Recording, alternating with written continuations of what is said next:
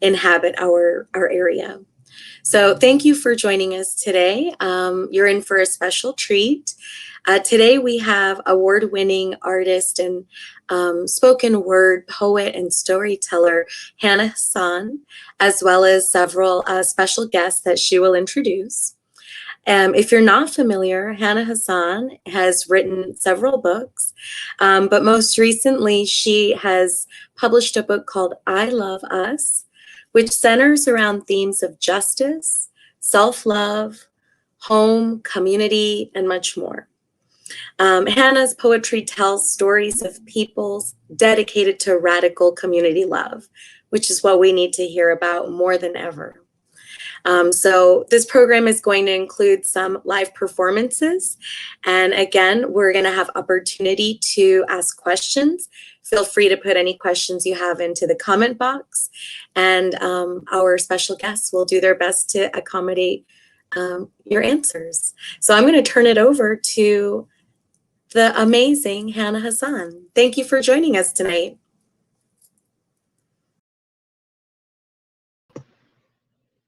Hello, hello, hello, everyone. My name is Hannah Hasan. I want to take a second to make sure that this live can be shared with my friends and my family and all of the folks that I've told about it. So I'm going to take a moment to post the link to my Facebook page, and I hope that you'll share it too if you are joining live with us. Thank you so much to the Charlotte Mecklenburg Library for having me today. I'm just really excited to be here. It is National Poetry Month, so happy National Poetry Month to all of the poets and the people who do the business and the work of poetry out here in the community. And thank you to all of the poets who have paved the way for me. I'm going to get started. You've got to build yourself up. Be your own biggest fan. You have to do everything to convince yourself that the world is in your hands. You've got to hold your head high and elevate your mind. You've got a status quo to defy, and you're running short on time. You've got to capture every second, and you've got to make bold decisions. You've got to cherish every blessing. You make your own life worth living. You've got to work and sweat, dream and believe that you are what you've been waiting for, that you can achieve. You've got to get used to failure and then build yourself back up. You can't give way to the pressure. You renavigate when you get stuck. And you've got to get okay with you and everything that makes you unique. You command the attention of the room. You make them listen when you speak. You've got to trust your instincts and walk in faith. You have to train yourself to strategically think that you're going to win this race. And you have to be kind and persistent, captivating and vivid, unforgettable and crazy. And you've got to work on this daily because you hold your destiny in every fiber of your being. You define your life and you will determine its meaning. You have been given all the tools that you need, and you can set this world on fire if you'll just live by this creed. In the face of the status quo, you have to remain viciously defiant. Yes, you've got to take hold of all of these little things if you want to live like a giant. Thank you. So I want to invite in someone. Those of you who are following along here who maybe know me and know my work has probably seen this person with me before. And she'll be joining me some tonight. Hannah Hasan, enter the chat. Hi, Sade. How you doing? Hannah. Good evening, everyone. So y'all at home, I asked Sade to join us. This is my partner, my storytelling partner. We own a business called Epic Tribe, where we center stories together. We do storytelling events and classes and things of that nature. I asked Sade to join me because I don't want this today to just be me doing poems and that's it. I want to make sure that I'm telling you all the small nuggets, the stories behind and beside the poems. And because Sade and I work together so much, she's experienced all of these poems many times. She probably knows all of the stories behind them, but I wanted to make sure that I brought someone along for the ride who understands the journey and knows the stories. Sade, how are you feeling about it being Poetry Month? I'm excited about it being Poetry Month. Are you able to hear me? Yeah, I can hear you. Okay. I'm really excited about it being Poetry Month. Poetry is an art form. It's a form of writing that has its own special identity, like in the world of writing, right? Mm-hmm. There's a way that poetry is able to take ideas, thoughts, words, and in some cases condense them. There's obviously poems that are longer, Yeah. but we're really kind of condensing thoughts and ideas and feelings into pieces that feel digestible. They move us. So I really enjoy poetry, yours especially. So I'm very excited about Poetry Month. Thank you for having me. Thank you for coming along with me. You guys, those of you who are just joining, you might have heard at the beginning, I have a book coming up pretty soon. It will drop, I think, at the end of this month, and it's called I Love Us. Sade has worked on this book with me, with helping me sort of put some of the things together with it. And one of the poems that all of the poems that you hear tonight are in the book. One of the poems that you just heard, well, the poem you just heard is called How to Live Like a Giant. How to Live Like a Giant, I call it my theme poem. If I'm going to write a book and share poems that are called I Love Us, I could not do that without How to Live Like a Giant. That poem came along a few years ago, many years ago, actually. I was on the phone with my mother, and we were talking about the way that she and my father raised me and my 5 siblings. And it just hit me like, you all taught us to be giant, to not live small or play small or any of those things. And I hung up with her right away and I wrote the poem, and I called my dad and my mom and I read it to them, and my dad said, yeah, that sounds about right. And now I share How to Live Like a Giant often to inspire and empower others, but more so than anything to inspire and empower myself. And most of my poetry is for that. I do a lot of commissioned work, meaning that organizations and groups hire me to come in and write and share poems for different events. And a lot of those are social justice style events.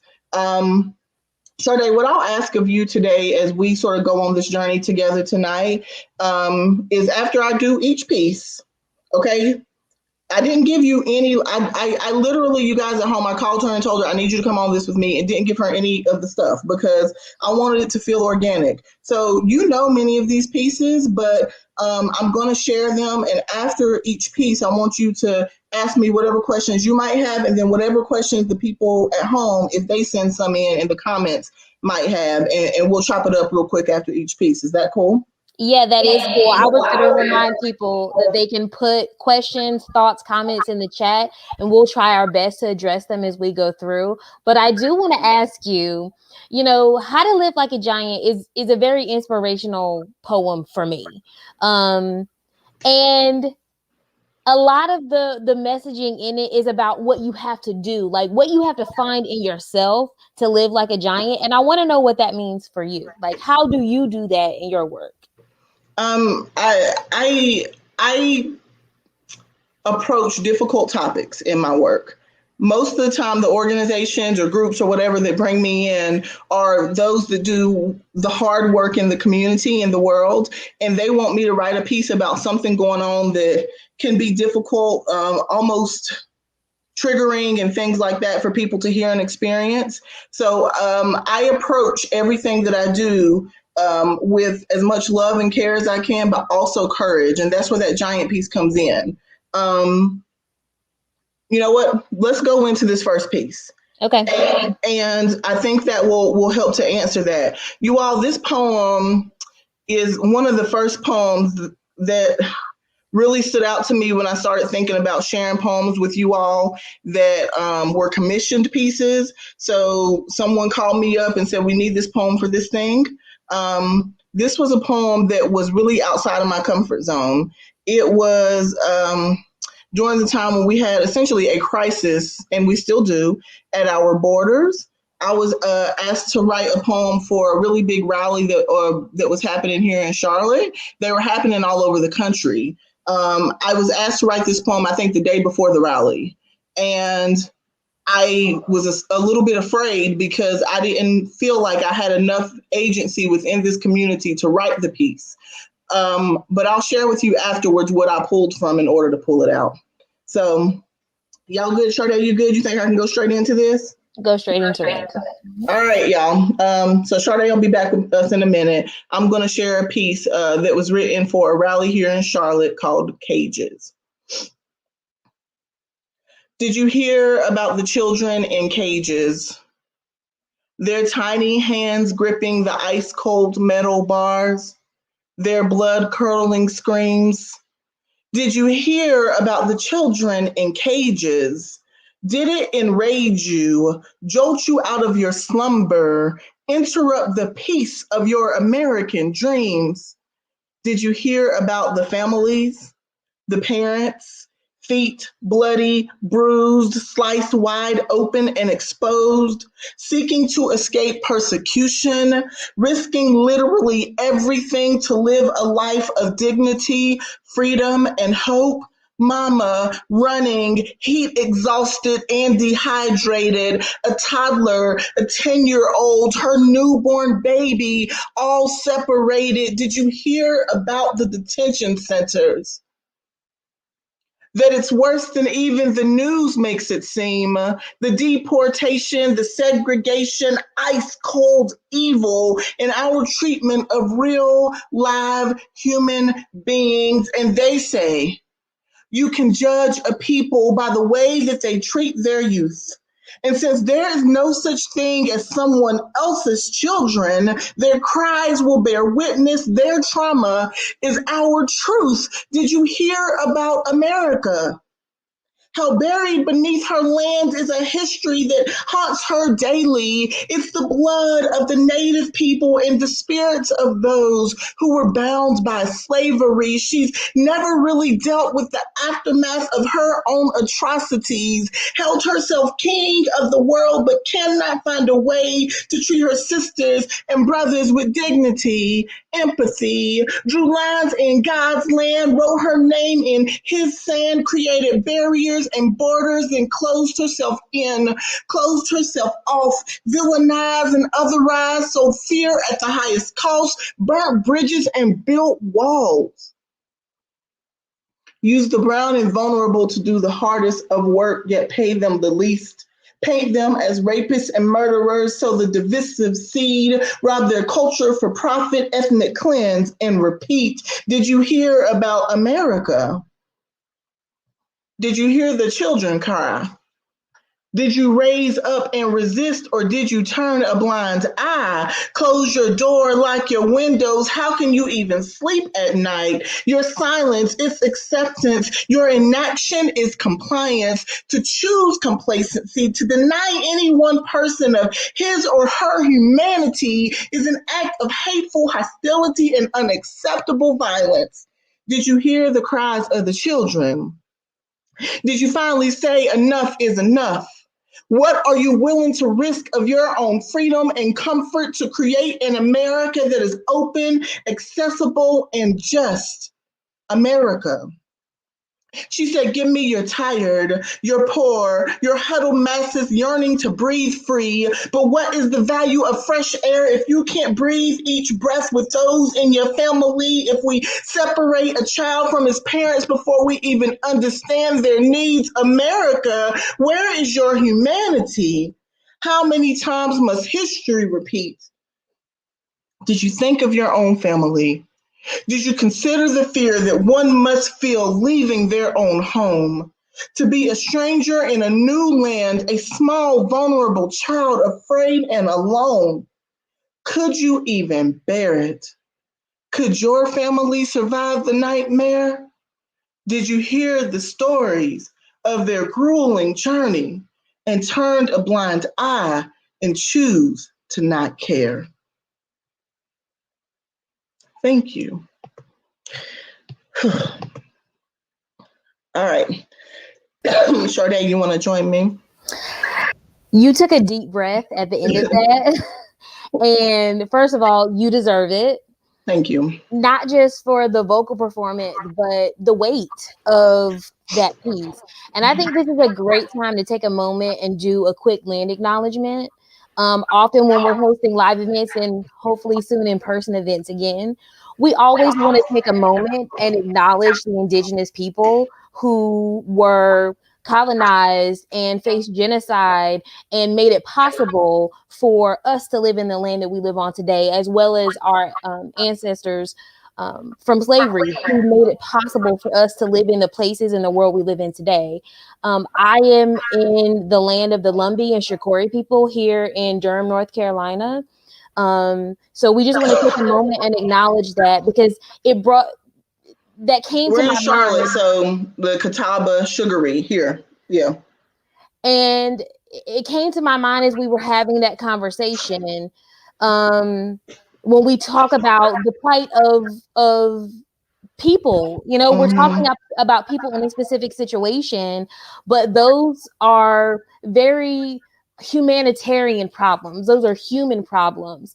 And I want to also reflect on a couple of lines. You said you can judge a people based on how they treat their youth, and their trauma is our truth. Yeah. That was so powerful to me. Thank you.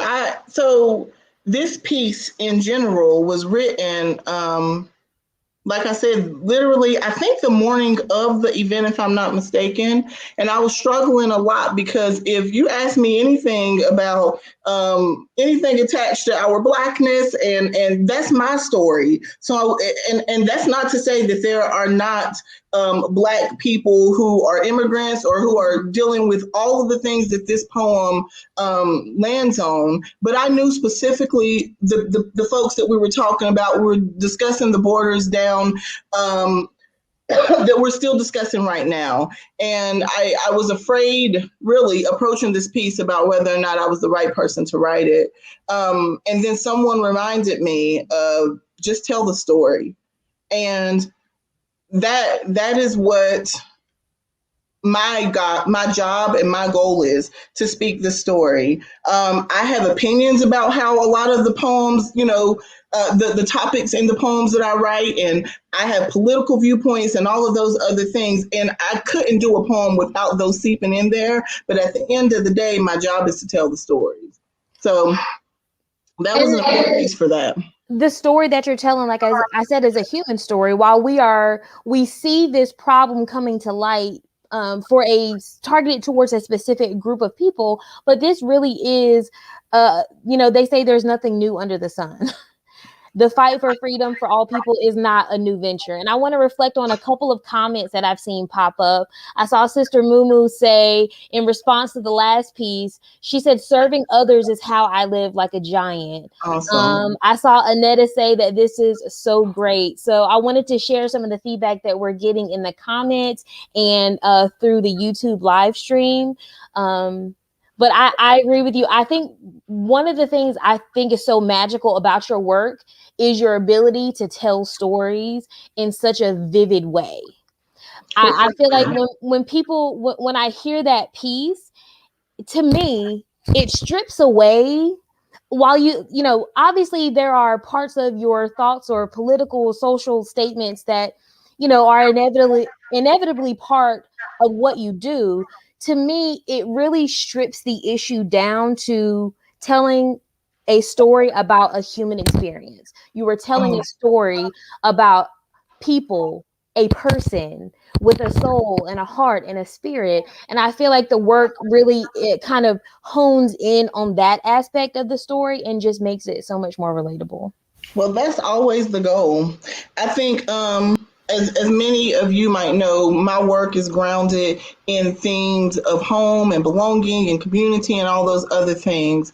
So I'll go to the next piece, Sade. This was not a commissioned piece by an organization or anything like that. This was a very private piece that I wrote a few years ago. You heard it because I wrote it for my niece.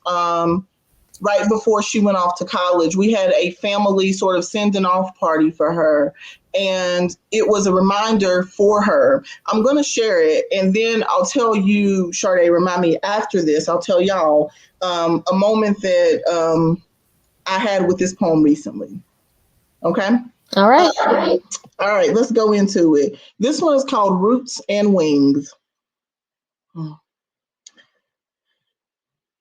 You are growing now, near grown, uprooting now, heading out on your own, leaving home.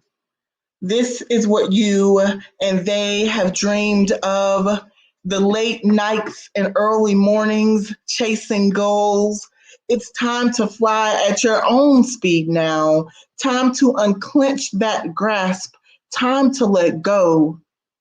But freedom, it isn't always freeing. Emancipation won't often meet your expectations. So pace yourself. When life throws you for a spin, steady yourself in the chaos of the whirlwind. Remember that all great things are nurtured with time. Slow and steady wins the race, and you are ahead. Even when you think that you are behind, there will be those who will never see you, never be able to hold your brilliance up to the light.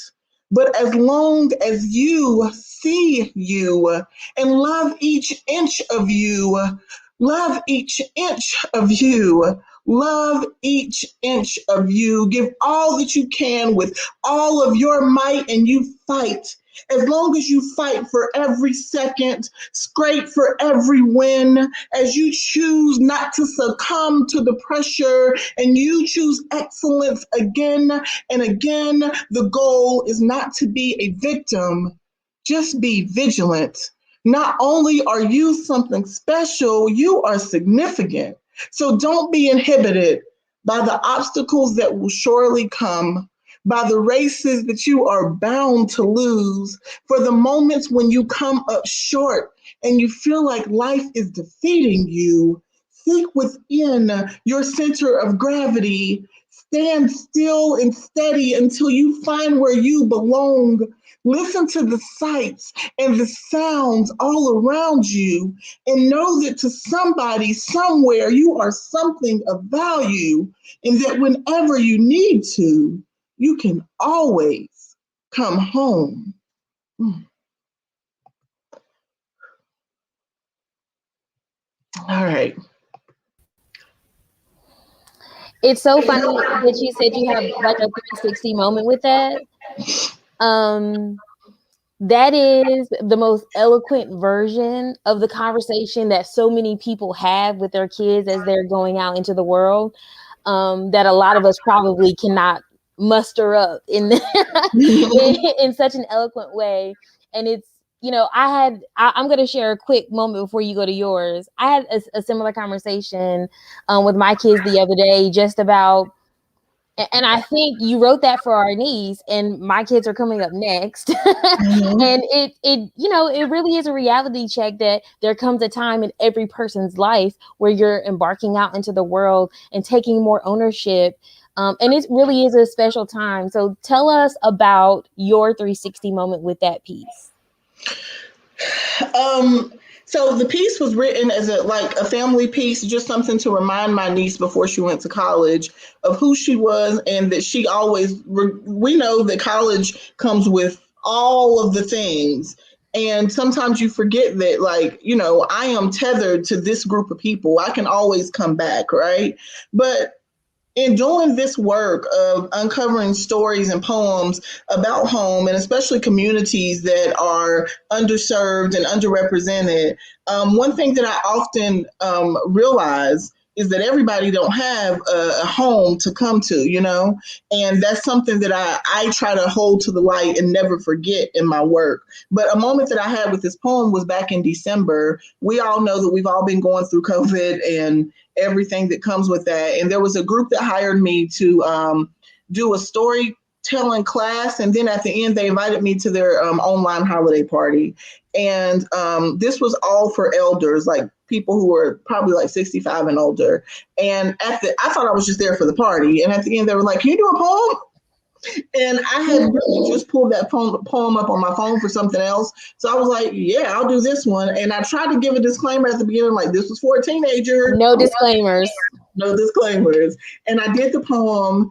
And after I finished, there was a woman who was a much older woman. She clearly was not, going off to college or anything. She was pouring in tears.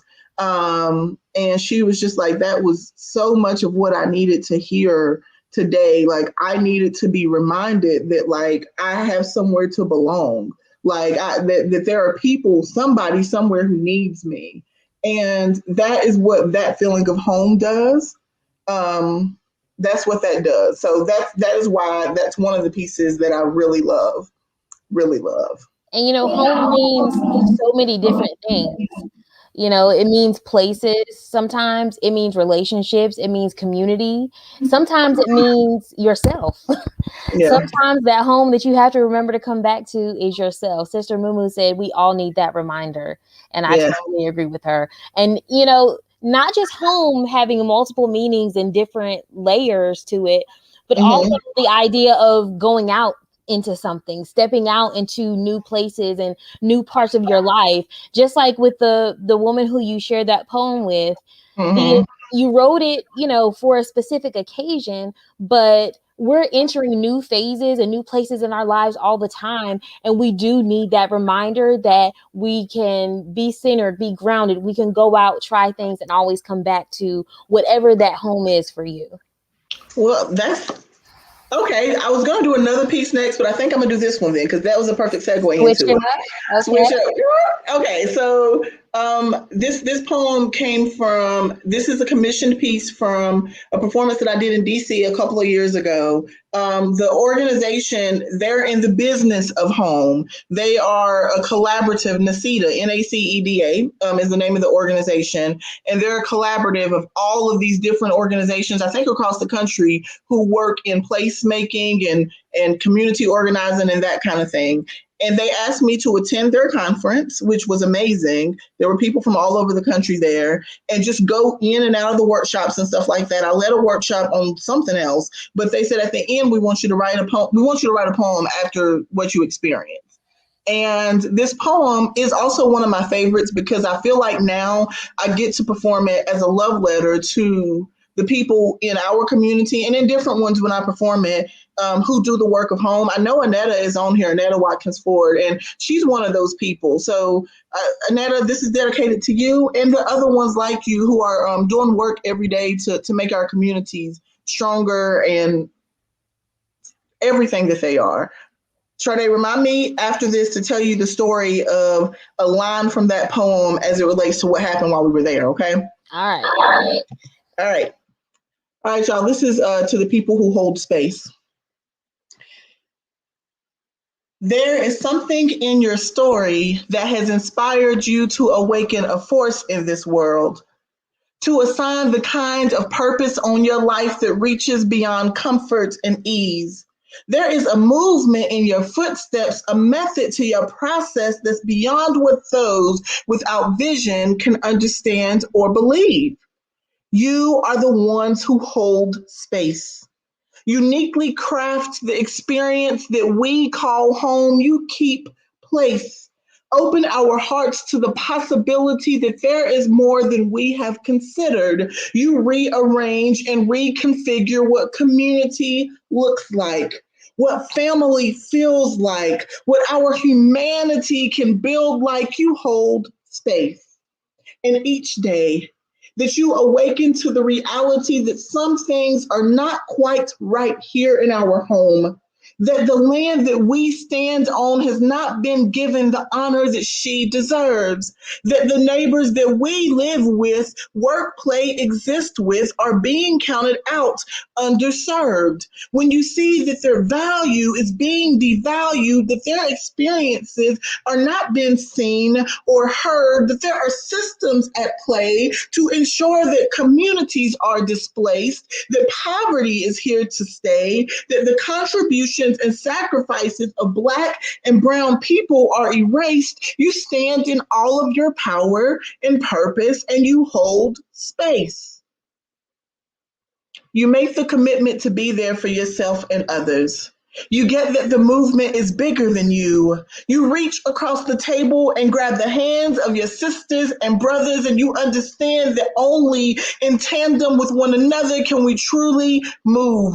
You work your way through a system that has strategic barriers designed to halt progress, but you never give up on the mission. You listen to your heart and you follow your intuition, and when you face obstacles, when keeping place feels like too heavy a burden to bear, you remember the small wins and the victories. You find inspiration in the stories of the lives and communities impacted because someone like you chose to care.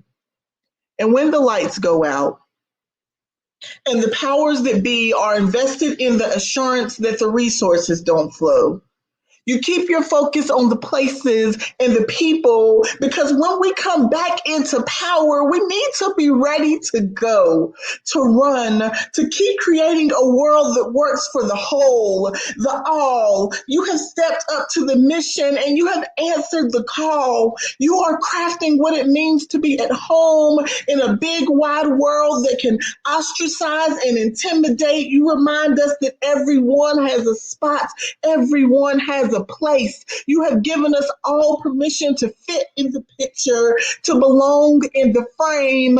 You hold us together and you hold space. Thank you. All right. So let's hear the story. So the story. I'm waiting on the edge of my chair, sis. It's not that great. So, like, don't, this poem, like I said, I wrote it after attending this conference, and the conference was great. It was information all week long about like how we build our communities, and it was right there in 2019. The political climate was crazy. So something happened on day 2. We all woke up, got ready to. We all woke up, and we was in DC. We were in this beautiful hotel, and all the lights were out. Like done, like something happened, a storm or something overnight. I don't know. I slept through it, but the lights were out, and so we had to. Something happened. They got a generator, whatever. We started a few hours late, and so there's a line in the poem that says, "And when the lights go out, and the powers to be, are counting on the fact that the resources won't flow, but when we come back into power, we've got to be ready to go." I was really proud of those lines. Sometimes as a writer, you have those moments where you're like, yes, like, and the people who were there, like they got it. So when I performed it at the event, everybody was like, it was a moment, right? Because they knew what happened. It was like an inside joke that we had with that moment. But the double entendre it's there. Like, we were living in a time then we couldn't have imagined what was going to happen in 2020, but it felt very much like the lights were out. And that, like, we don't know where the resources or anything is coming from. But when we get back into power, we have to be ready to go. And that is now. That's the time we're in now. This has been a year, a time frame for many people of darkness. But the one thing about dark that you better know, the light's coming soon. And so when the lights come on, we have to be ready to go. We can't just, stand around and not be preparing for what is to come. So I love that poem. Every time I do it, I think about different people who I know from our community who are holding space for each of us, and it's really important. I mean, what do I say after that? I don't know. After you hit us when the lights come back on, we have to be ready to go, glow. Like, how do I? I don't know. Okay, well, we're gonna keep moving then. Let's keep Y'all at going. home, I'm sharing poems. All of these will be in my book that's coming at the end of the month called I Love Us. If you have comments or questions or anything, please include it in the chat where you're watching from, and we will get it. If it's a question, we'll make sure to address it, Yep, along the line. we're seeing them pop up. We're getting great feedback. People are really enjoying the work, so let's keep it moving. Okay, so as I told y'all, you, Sade, and y'all at home, I do a lot of poetry that tackles difficult topics. These next two pieces were both written years ago and performed years ago, but there's a lot of relevance in them right now, today. I don't know if that's a good thing or not. Either way, a pivotal point here in Charlotte was the Keith Lamont Scott killing. We'll use that word. Some would say murder. And I I remember the place that I was emotionally in my life during that time. And I wrote a poem that was performed. I do my organizing work, or the work that I do around organizing communities, is in using the arts, like to create space for people, to give them space. So I wrote a piece that really expressed how I was feeling during that time and how a lot of other people were feeling too. This is not an easy piece to hear, but I think when I'm talking about loving us, it means all of the parts of us. And love does not always feel mushy and good and all those other things. Sometimes it comes in different forms. So I'm going to do this piece. It's called Black Rage. Let's get into it. And I wrote this shortly right after that time of the Keith Lamont Scott murder, killing, whatever. For the past 3 days, I have been in an unwavering state of perpetual Black rage, anger, so deeply rooted that I'm beginning to fear myself, feelings so complicated I can't even feel myself. I am afraid that my eyes will one day bear witness to what I have subjected them to, that my heart won't give me forgiveness for the thoughts I've put my once open mind through. See, I am angry past anger, hurt past frustration, pain past agony of what is happening in this nation, sick and tired of tears, so fed up with being sad as news anchors confirm all of my fears and another Black body is reduced to a hashtag. Watch these men in heroes' clothing, Napoleon complex their way through murder, deeply rooted racists and bigots slaughter my brothers in cold blood and take Dylan Roof to get a cheeseburger. Black babies in back seats as father figures literally die in front of them, creating PTSD types of situations that will probably always follow them, murder our lovers in front of us, emasculate our kings to peasant status, leave us to explain the injustice system to their babies, got us losing our minds in front of news cameras while we nurse the anguish from our daughters, instill fear in our sons. And I am stuck here in rage, waiting for the next emotion to kick in, hoping for some inspiration past this point, something to cling on to, something to believe in. Perhaps the greatest type of grief is for that of a stranger whose fate was sealed to silence before he ever knew he was in danger. And I can't quantify all of these feelings, can't quite add it up to ever make sense. How can you reduce a human being to lower than animal status and walk away free in the name of serve and protect? And I'm still processing it all, still trying to move past this, hoping to turn the next page. But until these incidents cease to exist, I'll be in a consistent state of perpetual Black rage.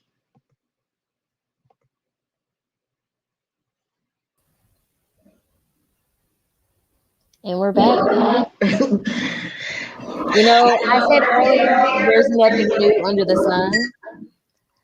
And unfortunately, this is a narrative that is familiar to a lot of us, a lot of different communities, and again, just to humanity. I know, because obviously we talk a lot, we work together a lot. So I know some of the emotional toll that it can sometimes take to create your poems. Like, Yeah. I know what it goes into it, but I would like for you to explain kind of how you process your own emotions and then translate that into your writing. So often I don't even know that, maybe I'm not aware of the breadth of the emotions that I'm feeling. So I know, like, I'm feeling angry, or this is ridiculous, or this makes me sad. You know, I can put those very simple words to it. But when I sit down and I start to write and put pen to paper, then I am able to more fully articulate exactly what I'm doing and what I'm feeling. My poetry for me serves as somewhat of a journal. Like, I would have never known. I can say, like, during that time I was upset and angry, if I were looking back now. But if I didn't have those words, I would not have been able to give it the word rage, because that's where I was. And a lot of people were in that space, and consistently back and forth. I oscillate between that and other emotions, but I have to write it down. Even reading that, for me, there were moments that were so uncomfortable for me just now, because poetry is putting all of it on the line. Like, it's putting everything out there. Like, here's me outside of my clothes. Like, you now get to see everything exposed. And that's a difficult, that's a rough line to walk sometimes. But it's important because these stories have to be told. Which, And go ahead. I was going to say, I think it's important too because it gives some of the rest of us the words. Like you Yeah. said, you would not have been able to pinpoint rage as an emotion that you were feeling in response to that. But I think that poem, your work, and poetry in general gives people a lens through which to kind of analyze and feel their own emotions, and Mm-hmm. gives us the words to talk about what we think and what we feel when we can't always find those words ourselves. Facts. Thanks, That's poet. Thank you for doing that work for us. Yes. Well, listen, so I wanted to do that poem before this next one, which was a piece that was you were a part of, actually. So however many years ago, I know it's really hard to put years with these names and stuff now. Um, we all know the name Trayvon Martin. He was killed by he was killed in, I don't know what year it was, but I remember many of us, I don't know that we expected for the man who killed him to walk free. Maybe we did. I don't know. It's hard to really discuss what those feelings were then. But I remember the day that we all found out that he would walk free. I don't know who called me or asked me or whatever, but was asked to share a poem at a vigil. Vigils are very different than rallies. The energy is different. So, in holding space of community to just come together and grieve, really, after this happened. So, one thing that I felt that bothered me a lot was, I don't think that there was a good job of really telling his story during the trial. I think people tried and they did the best that they could, but he wasn't done honoring that way. So what I thought that I would do, and I rarely do this, like, I don't, as Hannah, say I'm going to take on someone else's voice, but I decided to write a piece that gave voice to him and his experience, and to tell the story of what happened that night. And we decided to add storytelling through song in it as well. So a part that you've sang many times is this refrain that you all will hear in the piece. It was raining that night that everything happened with him. And so we pulled from that to write this piece. So this is a poem that includes song. So it's interesting because those years ago when we did that piece, You had a little son, a black son, right? I don't know if he was old enough at the point to really even understand his voice. No, he was 4 at the time. So now he understands his voice a little bit more, I think, and he'll do the singing part today. So I'm gonna drop you out, Sade, and we'll bring Elias in. You all welcome Elias, who's going to share this piece with me. Elias, unmute yourself, please. Hi, guys. Hi. All right, you ready? Yep. All right, let's do it. Have mercy on me when the rain is pouring down. Let my spirit be free. Have mercy on me when the rain is pouring down. Let my spirit be free.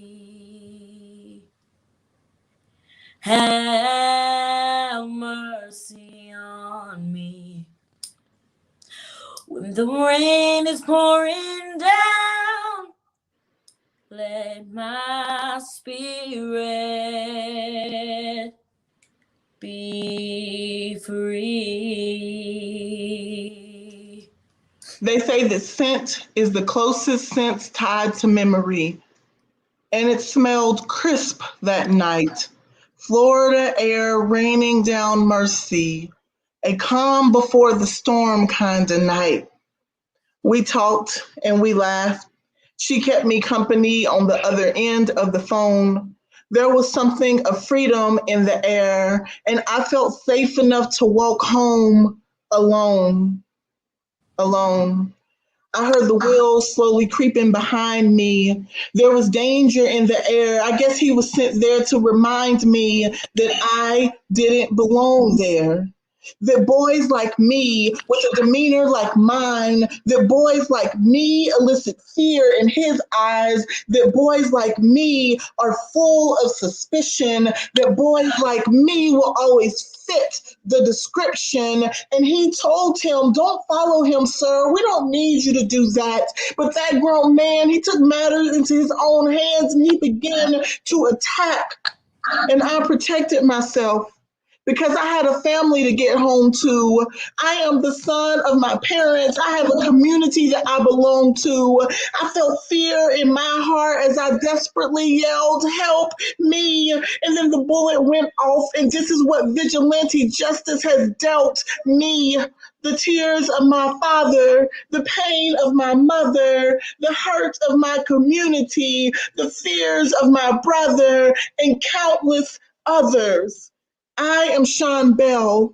I am Medgar Evers, and I am not alone because we are in this together. Being together in this moment, find peace in your pain, and want to assure that this never, ever, ever happens again. Don't let my life, don't let my death, don't let my murder be in vain.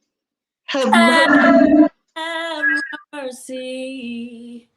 Have mercy on me when the rain is pouring down. Let my spirit be free. Have mercy. Have mercy on me when the rain is pouring down. Let my spirit be free. So have mercy. Have mercy on me when the rain is pouring down. let my spirit be free.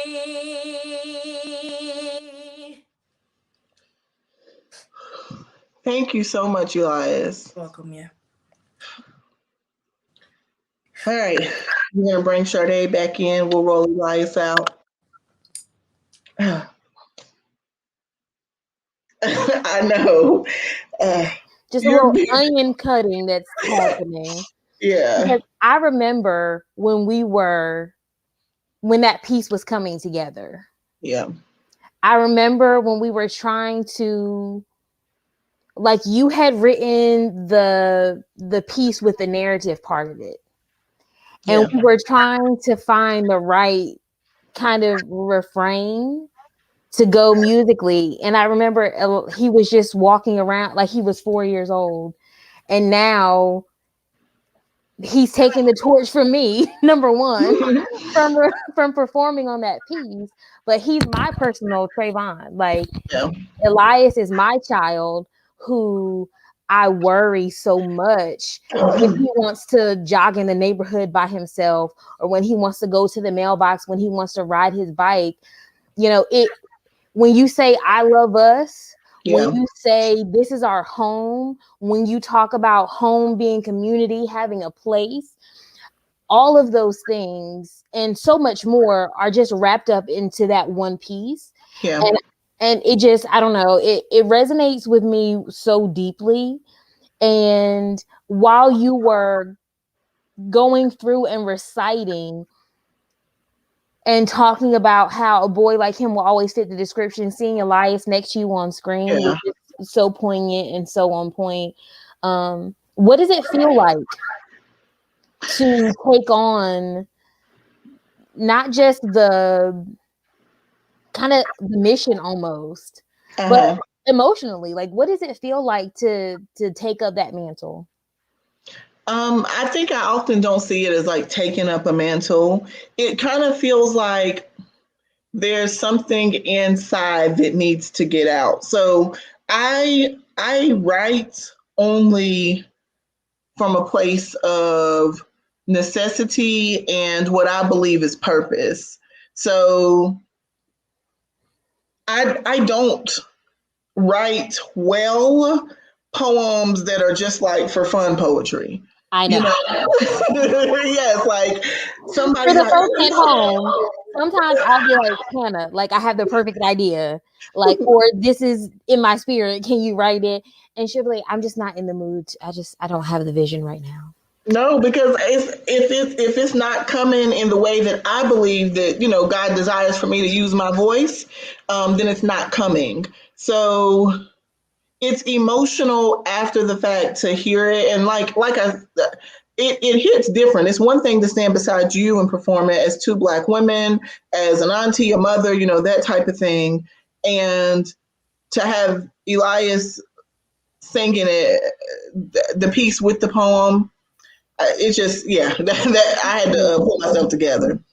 Yeah, right. The feeling of him asking for mercy. Yeah. It's a lot. It is. Let's see what you got next. I think this is based on our time. This will be my last piece. It is, I think, a good way to end. This is a commissioned piece that I wrote. I think it's been about 1.5 years, 2 years ago now. There was a group that was started, or an effort, a project called Charlotte is Beautiful, right before the pandemic, really. And I was asked, basically, what do I think is beautiful about Charlotte? And my response was, I will write it in a poem. This was by Pastor James Howell, if anybody knows him. A lot of people know him, but those who are listening, that is who I was speaking with, and that's who I think him and his wife Lisa and some other folks from their church, their congregation, was behind the Charlotte is Beautiful effort. They wanted to, on social media, just really highlight the beautiful things about Charlotte. And I told him when he asked me, like, I'm going to tell the truth. Like, I do believe Charlotte is beautiful, literally, physically beautiful in so many ways, but also the people, all those other things. And I do believe that beauty is multifaceted. So he asked me to write a poem. I wrote a short one, and then he said, well, we're going to have basically a community conversation around this. Would you perform that poem? I was like, well, it's too short and I got more to say. So I wrote this whole poem, and it was one that a lot of people in Charlotte reached out to me about, felt really connected to. And so we'll end with this, a reminder of what is beautiful about Charlotte and how we can keep it beautiful. All right, to those who are watching us on YouTube and Facebook, please remember that you can send us your comments and feedback in the chat, and Hannah's going to close us out with our last piece. Thank you so much, Charlotte. Charlotte is beautiful. I have spent many a day questioning her future, calling her out and calling her in.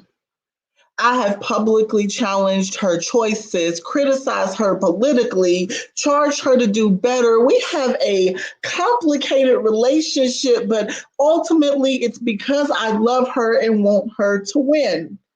I believe in her. I believe in the possibility of what she can become. She is beautiful now, but that beauty is often a mirage. She is powerful to many, but those within her inner circle acknowledge the facade, know what's under, beneath the surface, in the ground, her roots. We see her secrets, and yet we still love her despite the difficulties of her truth. She is our Charlotte, the city that has opened herself to give us the place that we call home. We have found a sanctuary within her borders. This is where we build our legacies and our memories, where we deepen our connections and find spaces to grow and belong. And because she is ours, we have earned the right to challenge her and demand her growth. Because she belongs to us, we will hold her to higher standards. We want a city that raises the bar and breaks the mold, opens its arms with opportunity and hope, and creates spaces for the most vulnerable within her city to heal and cope. You see, there is no denying that there is an abundance of love here, an overpowering belief in the future of this place. There are people who make it easy to love here, people who have opened their homes and their hearts, people who continuously keep and hold space, for this is our city. The place that we will keep fighting for, the place that we will continue to build. This is our city, home to some of the most beautiful and interesting spaces, a city that makes you feel hope, a city that encourages you to dream, a city that is promising and passionate, a city that gives you space to believe. And that's how love works. That's what loving Charlotte means. It's examining the truth of her history and working towards an uplifting legacy. That is where we see her light, and that is where we see her beauty. It is nestled in the details, hidden in the open spaces. It's seen in the nighttime, that beautiful skyline. It is within those who have given to her for multiple generations, those who have lived here because they've had no choice but to live here. For how can we discuss the beautiful of Charlotte and not honor her natives and the ancestors and elders who have built a foundation? For a city that honors where she has grown from is a city prepared for future greatness. And as far as me, I only want to live in a city, grow and build in a city, love in a city that is willing to do the absolute most to ensure that all that are living here are living up to their God-given potential. I only want to claim a city, stamp me and my family's last name to a city that chases freedom and equality in a way that is monumental. For this is a city that has the ability to transform the way that we all live our lives with radical love. This is a city that holds on to the ability to push far past minimal expectations and be even more amazing than the things that our wildest dreams are made of. Our Charlotte, a city of of opportunity, booming with creativity and everything that she needs to take things to the next level, with an abundance of raw talent and people with fresh concepts and new ideas of imaginative work to be done. Charlotte is beautiful. She's so very beautiful, not solely for what she has been, but Charlotte is beautiful for who she is destined to become. All right, that's that. That's Charlotte. She's beautiful. We got work to do, but we're gonna make it happen. Yeah, and we keep that passion and that hope for the future. So before we close out, I want you to give us, we have like a couple minutes left, I think, based on our time. Tell us about your book. Tell us about, give us 10 seconds about what made you decide that now is the time to bring this to us. Yes. So my book is coming at the end of this month. And if you're following along, if we're not friends on social media, please follow me so we can be friends. Hannah Hasan. You'll see my name down there right there in the corner. Make sure you get the spelling right because people miss it all the time. My book is called I Love Us. And it's really a love letter, a massive love letter with poems that are about community, that are about resistance and change and all the things that we can do to make this world the absolute best place that it can be. It was just time. It's time for my voice to be heard and experienced in this way. I will also be releasing some audio versions of the poems on my website that will be available as well. So all of that will be coming at the end of this month or early next month, and I'm happy to share it with the community. Thank you, Sade, for joining me today. Thank you, Eli, for joining me. All right, library friends, that's all I got. This was amazing. Thank you so much, Hannah, Sade, Elias. Our community is beyond lucky to hear from you and to hear the picture that you paint of our city. I feel the same way, and I absolutely adore you, and I hope you bring Elias and Sade back to the library again soon so we can hear more about your book coming out. So thank you so much. Thank you to all of our attendees tonight.